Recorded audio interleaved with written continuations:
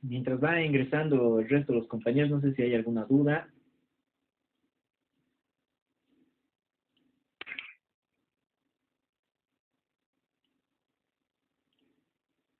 Por si acaso.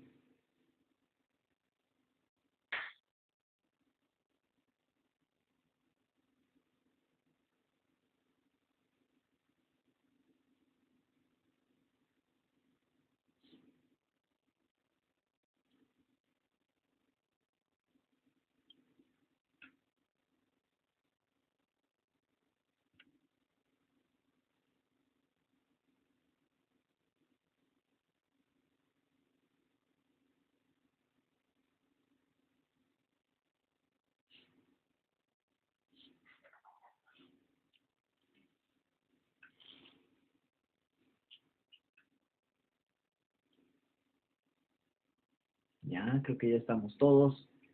Los que no han puesto, por favor, su nombre y apellidos acá en lo que es la primera sesión de nuestro video, les voy a pedir, por favor, que pongan en esta sesión.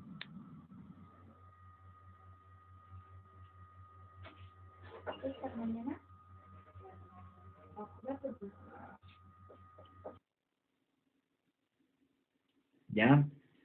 Estábamos entonces hablando de lo que es la Constitución Política de 1826, dentro del análisis que nosotros tenemos que ver en la evolución de las normas. Estamos hablando, hemos visto entonces lo que es el cuerpo, perdón, el poder electoral, hablamos del cuerpo electoral, estos aspectos, además que están inmersos dentro de este segundo poder, que es el poder legislativo. Estas atribuciones que se han venido evolucionando el derecho constitucional en nuestro país, porque esta norma es cambiante, ¿no? Obviamente la Constitución tiene que venir a adecuarse a nuevos derechos, nuevas aplicaciones, perdón, nuevas formas de ver el procedimiento, cambios necesarios en la Constitución. La Constitución no va a ser sujeta nunca a, y bueno, ha tratado de ser, históricamente lo hemos visto, ha tratado de ser sujeta siempre del partido gobernante, ¿no? De quienes han detentado el poder, han tratado de modificarla a su gusto, podemos decirlo así. O de la forma en la cual ellos han visto un beneficio. Y como de manera importante nos ha venido a referir acá nuestro querido texto, nuestro dossier, nos ha venido a referir este aspecto importante de que existía incluso un decreto supremo durante la presidencia o la detentación de poder de alguien, ¿no? De un exmandatario, el cual ha querido poner a la Constitución por debajo de un decreto supremo en favor de quien en ese momento detentaba el poder.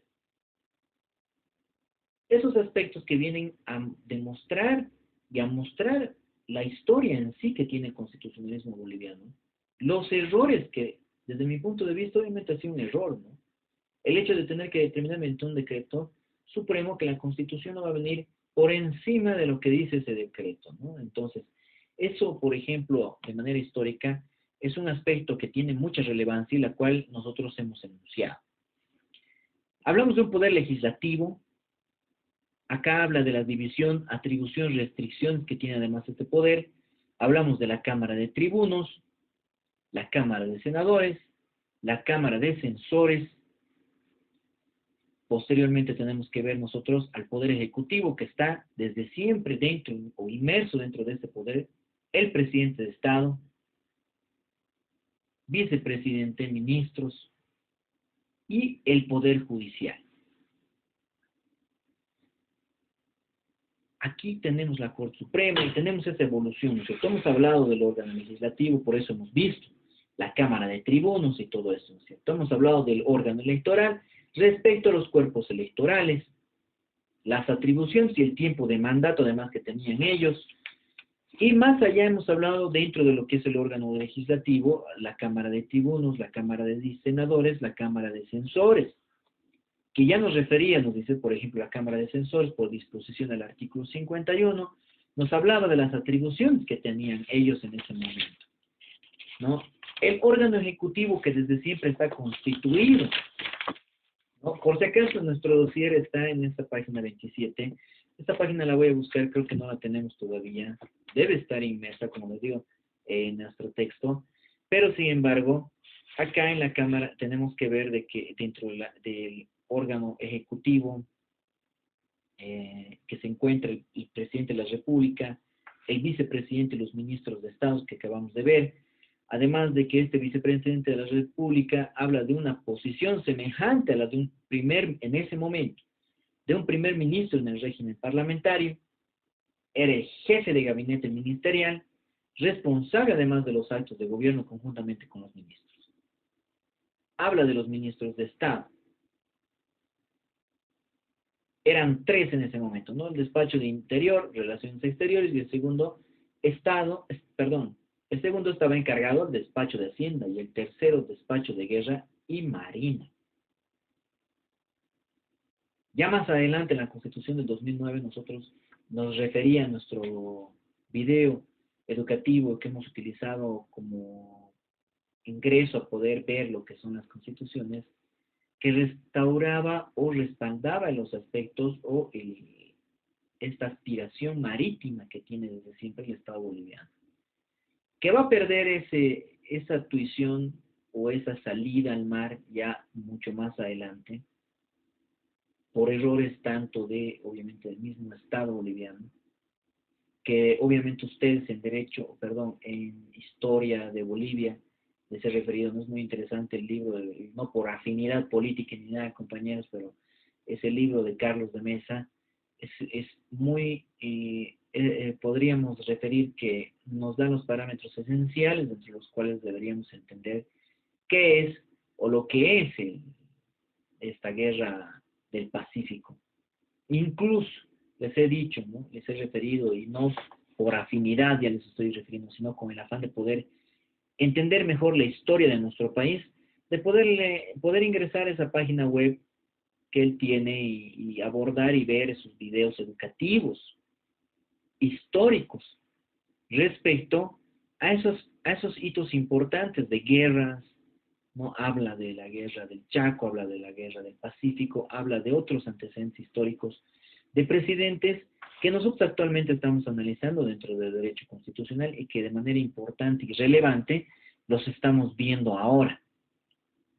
Esta es entonces la Constitución Política de 1826. Han habido cambios, compañeros, y la Constitución Política del Estado no es estática y no ha sido así durante toda nuestra historia en nuestro territorio boliviano.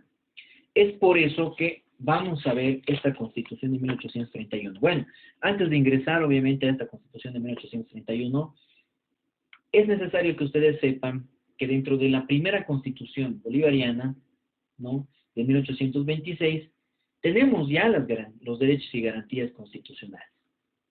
Esos derechos y garantías constitucionales que nosotros los vemos como derechos fundamentales además, derechos fundamentales que nacen con la Revolución Francesa y derechos fundamentales que se aplican hasta el día de hoy. Los tenemos en nuestra Constitución. Vamos a ver más adelante la Constitución del 2009. La vamos a ver respecto a estos derechos y garantías que desde ningún punto de vista pueden venir a ser vulnerados por norma alguna.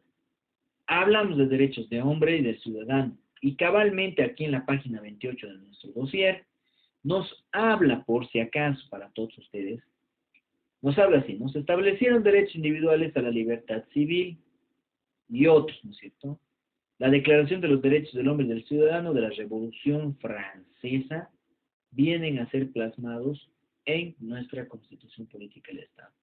No podemos referir de que es una copia de la Constitución política francesa, ¿no? Constitución Política del Estado francés. No.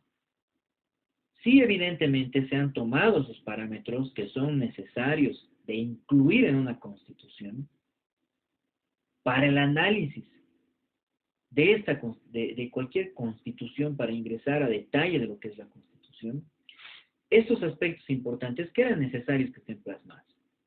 Habla además de esas garantías constitucionales que se han dado a partir de ese momento, donde se establece la garantía, por ejemplo, de la libertad de locomoción.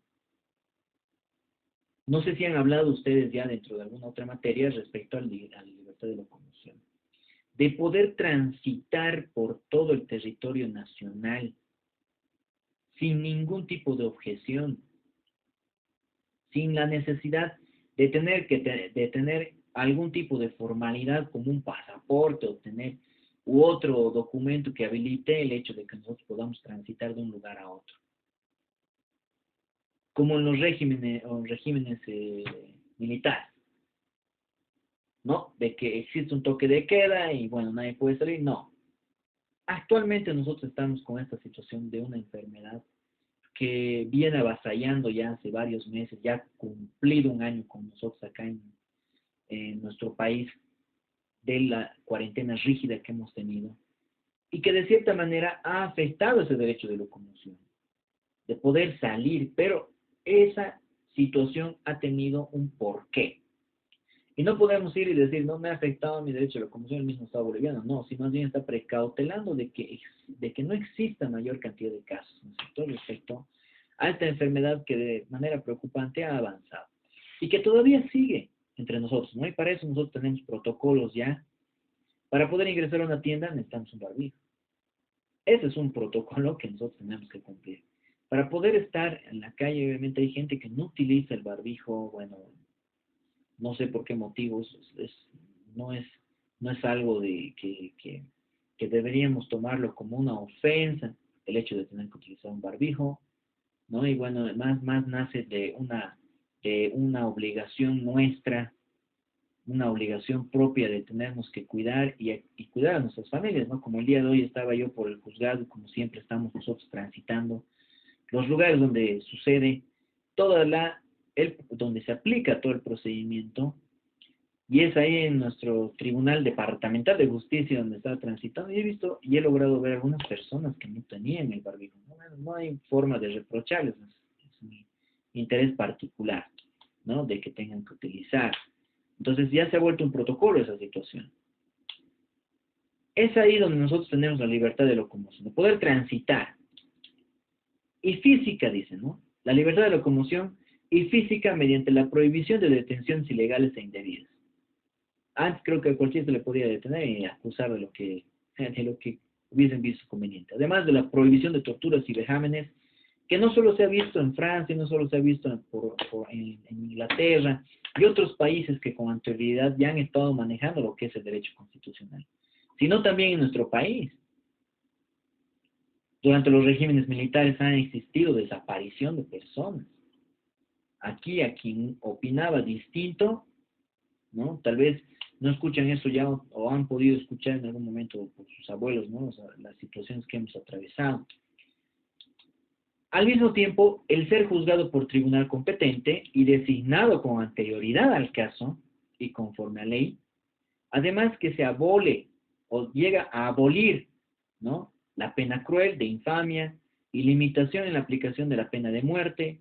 Ya mucho más adelante, obviamente, las constituciones siguientes van a llegar a abolir de manera total lo que es la pena de muerte. ¿No es cierto? Que desde cierto punto de vista beneficia y para algunos otros que de manera recurrente vemos también en las noticias, vemos en nuestros celulares, vemos en las páginas web, en las redes sociales, de que hay gente que obviamente para cierto tipo de circunstancias piden la pena de muerte, ¿no? Y son aspectos que de cierta forma podrían, ¿no?, abrir una brecha entre los derechos humanos, ¿no? Es un derecho, la vida, esencial, por el cual no debería existir esa pena. Por ahí gente que tal vez no puede ser tachada de radical, pero que tienen los motivos suficientes para poder solicitar de que más bien esa pena sea aplicada al resto de las personas que realmente hablamos, por ejemplo, de un caso específico que ha sucedido, ya he leído miles de comentarios respecto a ese tema, de que se aplica una pena de muerte para las violaciones a menores y otras personas, ¿no es cierto?, a grupos vulnerables, como nosotros hemos denominado, ¿no? Y que al mismo tiempo tenemos casos específicos donde suceden actos, aberraciones realmente, donde da ganas de referir, ¿no? Y decir, bueno, realmente ya llévenlo a la horca. Esos aspectos, como hemos visto y de manera nunca se ha visto, compañeros, ni he escuchado con anterioridad, de que alguien se tenga que matar de esa forma en la que ha muerto una persona en la ciudad de Santa Cruz. ¿no? Y abordamos esto como un tema de reflexión respecto a este tema de pena de muerte, que obviamente ha nacido desde la Constitución de 1826, la cual habla de la limitación de la aplicación de la pena de muerte. Está limitando la forma en la que debería aplicarse, pero no la ha abolido totalmente, ¿no? ¿Por qué les digo? No sé si algunos de ustedes, compañeros, como les digo, en las redes sociales tenemos todo. A veces no es necesario ni siquiera esperar a las 7 de la noche, 7:30 de la noche, creo que empieza el noticiero, sino ya tenemos noticias al instante en nuestro celular. ¿Qué sucede, compañeros, con esa situación de esta señora, que en paz descanse, que ha fallecido en la ciudad de Santa Cruz? Se ve la autoría, se ve la hazaña, se ve el dolo de esa persona que la ha esperado y bueno, la ha matado de la peor forma que puede morir una persona, ¿eh? Bueno, en ese tipo de situaciones, ¿no? Uno realmente se pone a pensar, pero bueno, estamos yendo normativamente en contra de tratados y convenios internacionales que tiene el Estado boliviano firmados o que han sido ratificados mediante algún tipo de protocolo. Esos aspectos que nosotros vemos y que a partir de nosotros como abogados se va a dar la interpretación además de la norma constitucional y asimismo tenemos un tribunal constitucional plurinacional que nos va a dar los parámetros de a quienes se elevan las consultas por parte de las cámaras o la Asamblea Legislativa Plurinacional, que podemos verlo así a través de su presidente, ¿no? Que es elegido de entre la Cámara de Senadores y Diputados. Que eso vamos a ver nosotros en Derecho Constitucional 2 cuando ya ingresemos a detalle del análisis de lo que es la Constitución. Permítanme un momento, compañeros.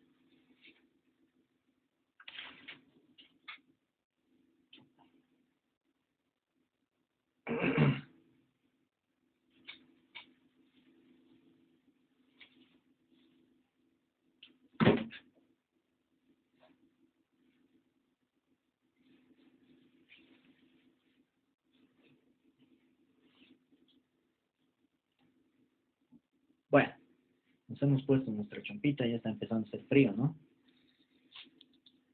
Ya estamos en abril. Bueno, ya, entonces esos aspectos que obviamente nosotros tenemos que ver, analizar y bueno, han sido instaurados a partir de la Constitución Política de 1826 dentro del análisis que nosotros vamos viendo. Además de que esta inicial Constitución Política del Estado habla de regímenes especiales, ¿no? Como nos refiere. En cuanto a o a las normas correspondientes a los regímenes especiales, la Constitución, que ha sido denominada en ese momento bolivariana, contenía normas referidas al régimen de las Fuerzas Armadas. Ojo, ¿no? Ahorita tenemos otros especiales, en el caso de la policía, y etcétera, ¿no? Que vamos a analizar también Derecho Constitucional 2 cuando ingresemos a detalle, y al análisis de la Constitución Política del Estado del 2009, que actualmente está aplicada en nuestro país. Conforme establecía la Constitución bolivariana, las Fuerzas Armadas deberían ser permanentes y estar compuestas por el ejército de línea y de la escuadra por cuerpos de milicias en las provincias, integrada por los habitantes de cada provincia. Así disponían la existencia de un resguardo militar con la finalidad principal de impedir todo comercio clandestino. Esos aspectos que han sido instaurados de manera principal en la Constitución de 1826. Con referencia a la reforma constitucional de esa Constitución bolivariana que nosotros estamos viendo, establecía en su artículo 145, a ver qué nos establece el 145. Lo tenemos aquí, respecto a las reformas de la Constitución.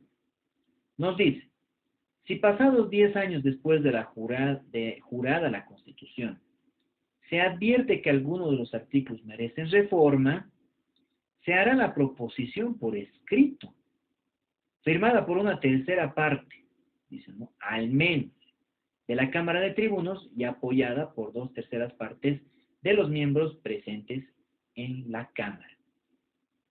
En cuanto a la reforma de la Constitución, se aplicaba de esa forma. ¿Qué nos dice el 146? La proposición será leída por 3 veces, con el intervalo de 6 días de una y otra lectura, y después de la tercera deliberada a la Cámara de Tribunos. Si la proposición podrá ser o no admitida, siguiéndose en todo lo demás lo prevenido para la formación de las leyes. Estos artículos de reforma a la Constitución han sido importantes para poder realizar las reformas posteriores en esta Constitución Política del Estado, que como base ha sido instaurada en la Constitución de 1826. La doctrina del derecho constitucional, compañeros, nos dice, conocemos que existen dos mecanismos de reforma, mecanismo rígido y el mecanismo flexible dentro de esta Constitución. De manera general, los mecanismos o procedimientos de reforma establecidos en las diferentes constituciones que se han puesto en vigencia dentro de nuestro país han sido de procedimiento rígido. En efecto, dice, el procedimiento adoptado siempre fue diferente al procedimiento utilizado para la elaboración o modificación de leyes ordinarias. Se ha establecido el tratamiento de las reformas de la Constitución en dos formas, ¿no? O en dos instancias. Una declaración de necesidad de la reforma constitucional y otra fase de tratamiento de la reforma propiamente dicha. Esa necesidad de reforma tiene que partir de una necesidad social, de algo importante que tenga que modificarse. Y la fase de tratamiento, obviamente, que va a venir a ser similar a la proposición y leída, ¿no es cierto?, que nos habla del artículo 146 de nuestra Constitución primaria de 1826. Acá ya nos refiere nuestro texto que en 1831 se introdujo por primera vez reformas de la Constitución, ¿no? Se transgredió el procedimiento establecido, porque en estas reformas fueron hechas antes de transcurrir los 10 años que fijaba el artículo 145 que acabamos de leer, ¿no? Lo han hecho con antelación. En la Constitución puesta en vigencia en 1831, dice, en los artículos 143 y 147, porque estamos hablando de una reforma constitucional posterior de la 1831, aquí la tenemos nosotros. Ya hemos visto entonces en estos artículos 143 a 147, los vamos a ver, nos hemos pasado.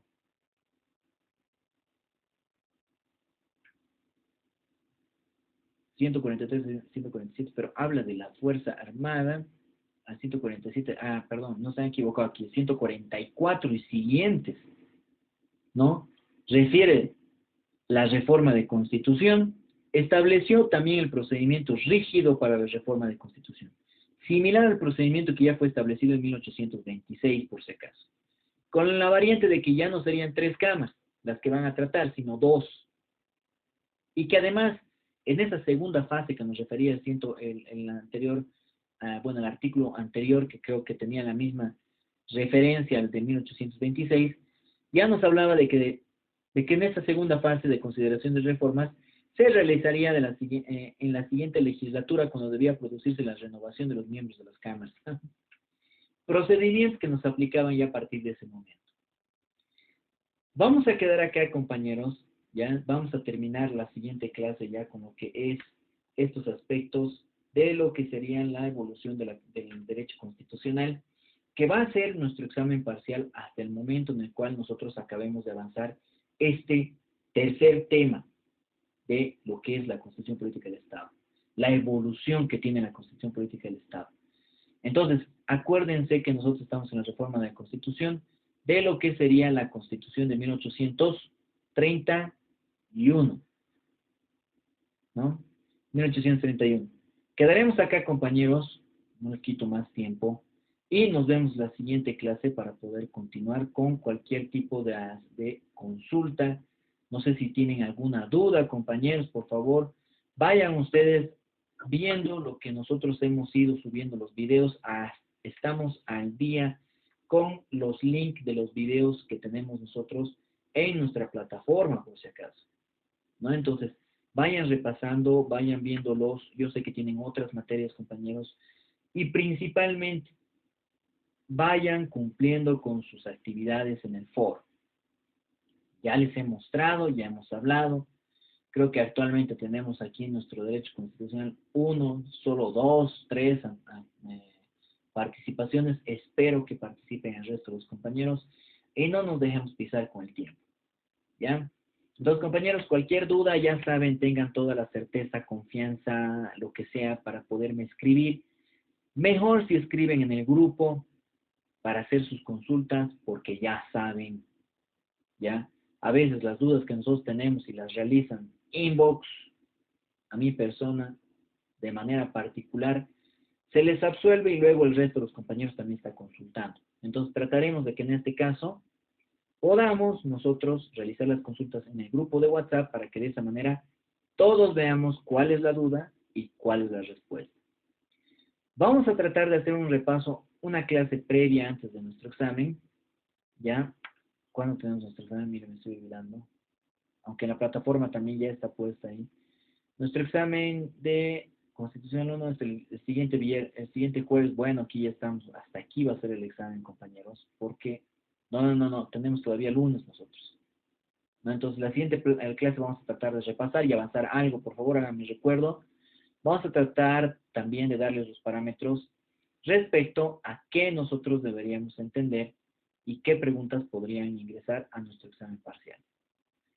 Bueno, compañeros, quedamos acá. Espero que todos estén bien y sus familias también.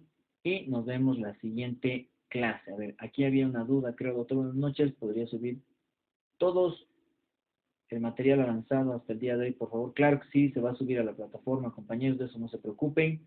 Sin embargo, tenemos nuestro texto, nuestro dossier para el estudio. Y escríbame, por favor, por el grupo de WhatsApp, para hacerme recuerdo de que les tenga que enviar lo que es nuestra segunda parte de nuestro dossier de Derecho Constitucional. Este fin de semana voy a tratar de hacerlo, entonces escríbanme, por favor, compañeros, háganme recuerdo. ¿Ya? Y el resto de lo que nosotros estamos viendo también se va a subir. Incluso creo que les he puesto los links de los videos que vamos viendo para que ustedes puedan un poquito repasar. El examen, evidentemente, compañeros, está basado en lo que dice nuestro dossier y lo que nosotros estamos refiriendo en clase. Es por eso que, si bien no están presentes todos en nuestra clase virtual, tenemos los links para poder repasar o escuchar todo lo que el docente ha hablado durante el transcurso de estas clases. Bueno, compañeros, nos vemos entonces en la siguiente clase, por favor. Ya saben, dudas a nuestro querido grupo de WhatsApp y cualquier cosa estamos para servirles. Que les vaya bien, espero que estén todos bien. Buenas noches. Hasta luego. Buenas noches, doctor. Hasta luego, Buenas noches, compañero. Buenas noches a todos.